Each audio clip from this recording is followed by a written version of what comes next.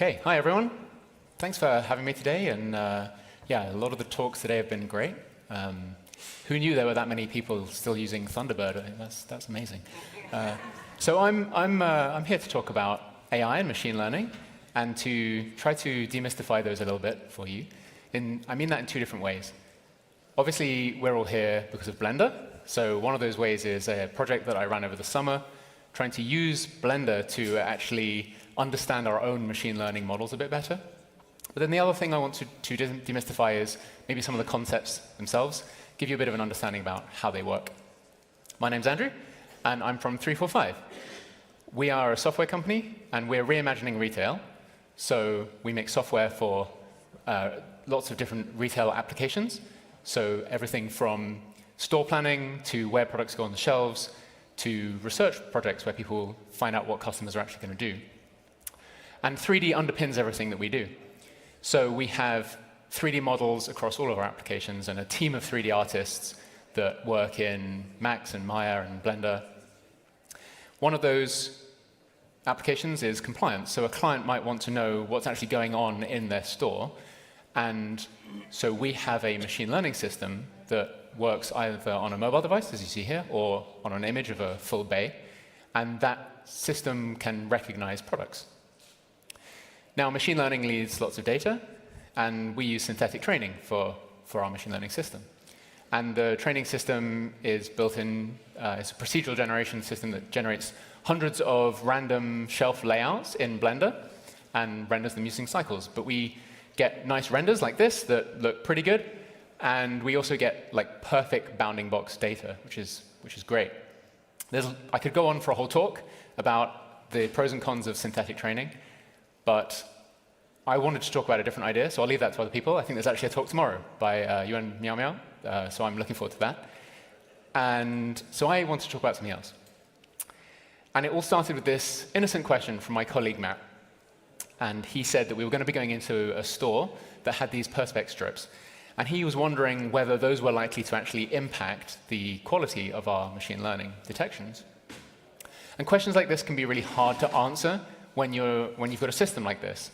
I won't go into all the details, but you could go out there and capture a bunch of data, retrain your systems, do an A/B test, but it's a lot of work. So I had an idea for how we could potentially come up with an answer a bit quicker.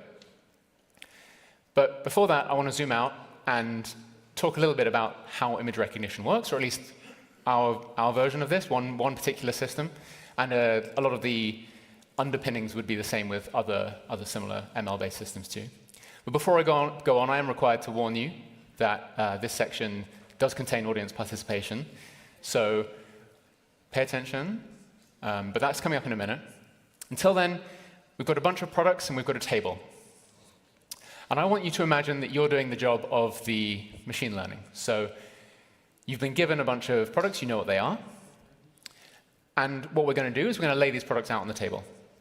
A bit like if you are doing some IKEA flat pack and you lay out all the screws ahead of time, which is something I learned to do the hard way. And so we're just going to take each one of these and we're going to spread them out. Let's do that. So hopefully that makes sense. You can understand what's going on here. You may not get the exact same table configuration, but you understand the idea that we would spread out these products on the table. And then maybe if someone were to give you a product you didn't know what it was, you could look around and work out what it was. So what were we really doing here? Well, one way we could describe this a bit more formally would be to look at the distances between the products on the table. And by distance, I really do just mean distance. Like you could measure it with a ruler. If you wanted to be a bit more technical, you could think about like Pythagoras, difference in x, difference in y squared, all that. Mathematician might call it the Euclidean distance. But again, just think of it as just distance. So what we're trying to do is maximize, increase the distance between different images of different products and decrease the distance between images of the same product. Now, the machine learning, the computer is trying to do something very similar, but it doesn't know about tables. So let's get rid of that. What it does understand is points in space. And at this point of the talk, some axes have appeared. This is where people start to look a bit afraid normally, but this is Blender conference, so you guys, I'm sure, are all fine. I normally start with 2D, but I'm just going to jump straight to 3D. I think you should all be able to handle that. In practice, the machine learning actually uses a space that's more like 256 dimensions, maybe higher, maybe a bit lower. But the distance is the same, the idea of distance between 2 points, and the concept that we're just trying to maximize the distance of between images of different products. We're trying to minimize the distance between images of the same product. That will remain the same. So then what we need is a way to turn an image into a point. And this is really the key to the whole thing. But I also don't want that to sound too complicated, like how could that possibly ever exist? Because a really simple way, a non-machine learning way that you could create a function that takes an image and turns it into a point in 3D space would just be to take the average color of that image in RGB space, and that would give you a point in 3D. So this thing isn't super complicated. That's the first thing we need, and then the other thing we need is to know where different products lie in that space. So let's just add labels to those ones that we had earlier. And then someone comes along with an image of a product and we don't know what it is. We put it through that function to give us a point, and then we look at the points nearby to determine what it is. So these are the two concepts. These are the two components for what we need. And hopefully it's pretty obvious that if you have a bunch of data where you know what each image is, and you have a function that allows you to turn an image into points, then one way to get the thing on the right is just to put all those images through the thing on the left. So this thing on the left is kind of the key to the whole operation. And this is where the machine learning bit comes in. We put a neural network here. Now this isn't our idea, this isn't a new idea, I'm basically describing a process that was debuted in this paper, FaceNet from 2015. But again, the problem when I talk about neural networks is that then sometimes a lot of people, their eyes glaze over and they think, that's just a black box. That's not something that we can understand. And I want you to think, Lucas Stockner gave a great talk earlier about denoising in cycles, and he gave a good technical description of how a machine learning system works. So if you want to get a bit more technical than me, then you can go and look up the recording for that. But I'm going to say that a neural network basically needs an objective, and it needs a bunch of data. So the objective is big distances between different and small distances between the same. And then the data is just the images. And as you feed it that data, it tries to meet your objective. And it does that by changing its own internal parameters. If anyone here is old enough to remember tuning an analog radio, you can think of it the same idea, just like tuning into the signal. OK, here's that audience participation that I promised you. So I know it's the end of the day, but let's get a bit of energy. I'm going to show you what it's like to train a neural network. I'm going to give you 3 images. 2 of them are going to be the same, and 1 of them is going to be different. So the one in the middle is either the same as the one on the left, or it's the same as the one on the right. I want you to put your hand up if you think that the image in the middle is the same as the one on the left. I want you to keep your hand down if you think that it's the same as the one on the right. And you'll notice that participation is mandatory, because those are the only 2 options. The images will be squared and maybe be quite a low resolution, which is exactly what the neural network is most likely to see. And maybe not the best idea in a crowd full of modelers, but if you want to have a little bonus game, if that's a bit too easy for you, then you can see if you can spot the actual real photo. It might just be really obvious on this huge screen, I'm not sure. But if you want to confirm later, you can download the slides off the Blender website, and it's written in there which one it is. OK, so here's the game. So I want to see hands up if you think that the 2 on the left are the same, and hands down if you think the 2 on the right are the same. And bear in mind, the machine learning only has like a fraction of a second to do this. So I want to see quick hands. OK, first example. What do we think? Hands up if you think the 2 on the left are the same. Hands down if you think the 2 on the right are the same. Good. We're seeing lots of hands up. I don't need to ask anyone why they've got their hand down. That's good. That was quite an easy one. OK, another example. So hands up if you think they're the same. Hands down. I saw some hands go up and then down. I saw some hands go up. OK, I'll help you out. The flavors at the top, salted caramel in the middle, mean bean on the left, and salted caramel on the right. So it is the 2 on the right. So well done, everyone that had their hands down. But this shows a good example of, yes, the image on the left is a bit brighter, but then it also does seem to have a harsh light shining on it. And we generally want the machine learning to be robust to these sorts of things. We don't want it to get too hung up on the exact color of a product, for example.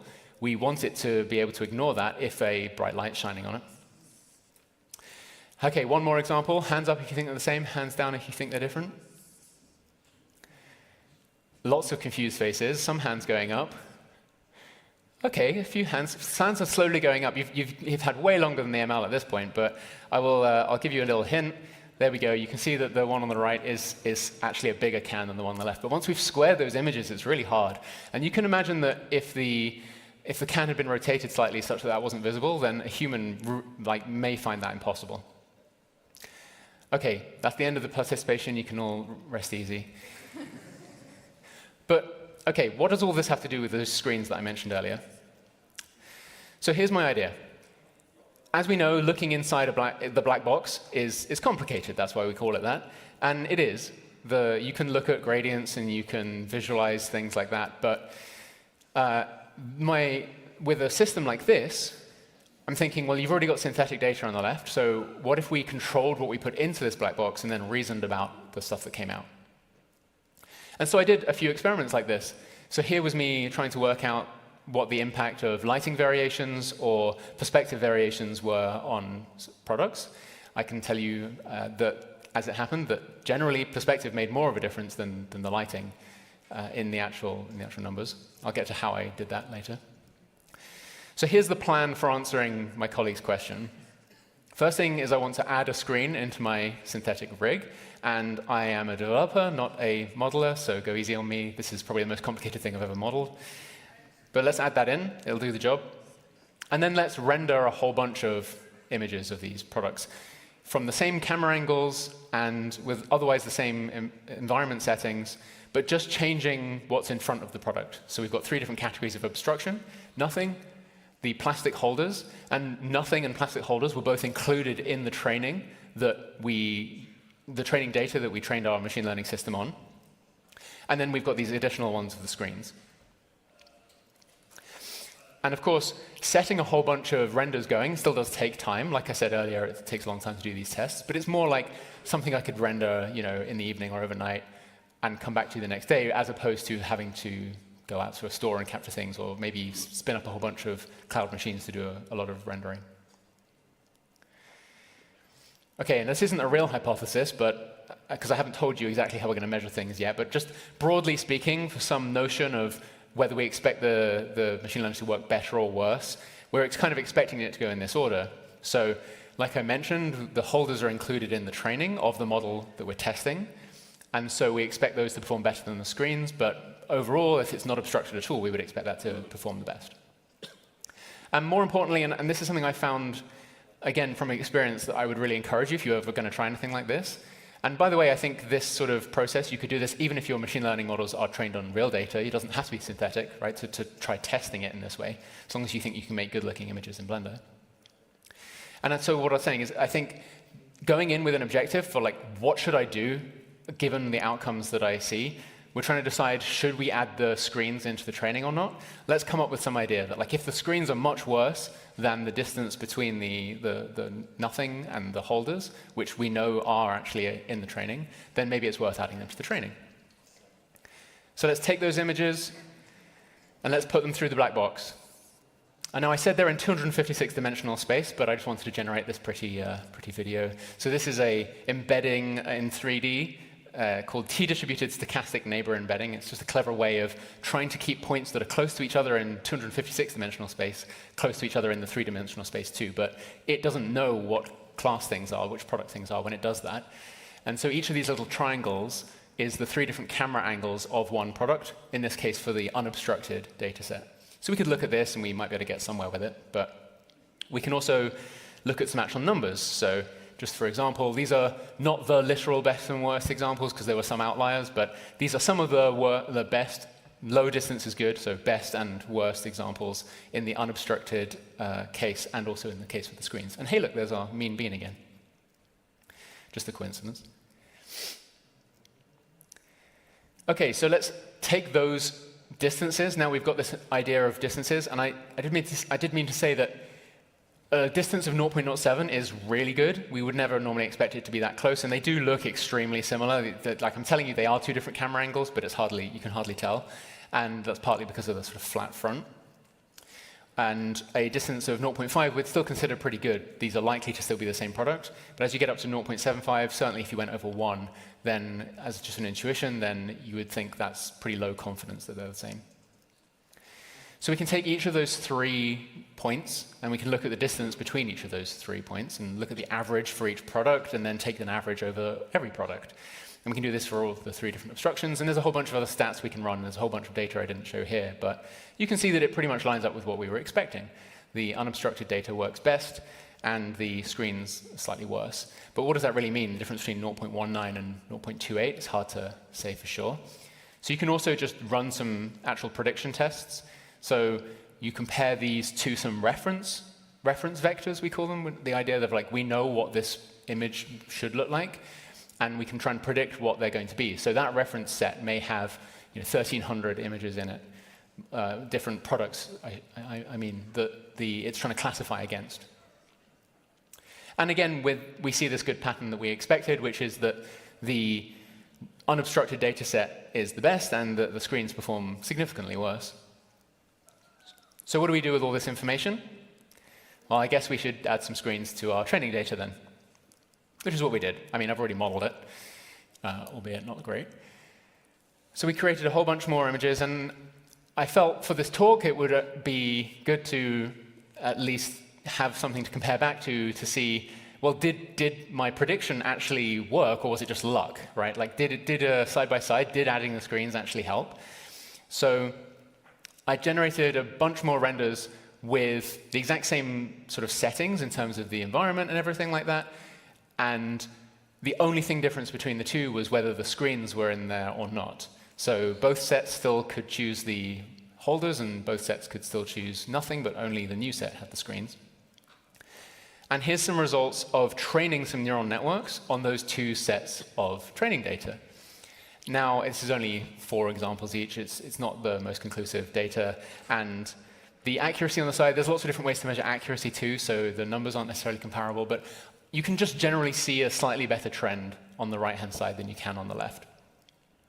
And that bared out across all the tests that I ran on these 2 data sets, which is to say that the data with the screens was just performing 1 to 2% better than the data without on these networks, which aren't exactly the same as the other neural network I was using earlier.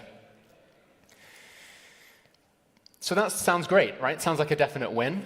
I think it would also make sense to go back and check that the actual tests that I ran also see some differences in the new models too, right?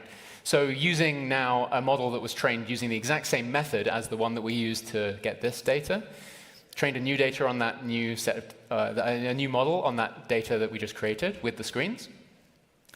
And the results are what we would hope, I suppose, like in the sense they did move the right way, but maybe not quite as much as I thought they would. And I'm just being honest with the numbers. We do see a slight increase in the performance on the screens, and there's a slight decrease in the performance on the unobstructed, but again, to do with how you measure accuracy, and different models can just get slightly random numbers different. So a 1 percentage point drop is not terrible, but to go about 4 points up is good. So I think overall this was a win, but I suppose in summary, it's worth saying that firstly, yes, this is a great tool in your toolbox, I think, if you're a developer and you're working on machine learning. The fact that you can generate images that just otherwise wouldn't be possible. You can generate images with different variations, change one variable at a time, in a way that you just would be completely impractical or impossible to do with actual cameras. But the thing I was just hinting at the end of that last slide is that this process of trying to improve your machine learning, often, to be honest, a 1 to 2% increase, you should be happy with that. That's a win. Very often, you do this whole process and you don't get any conclusive data at all. You just say, well, that's about the same or it's worse. So don't expect a magic bullet there. And that's it. Thanks very much.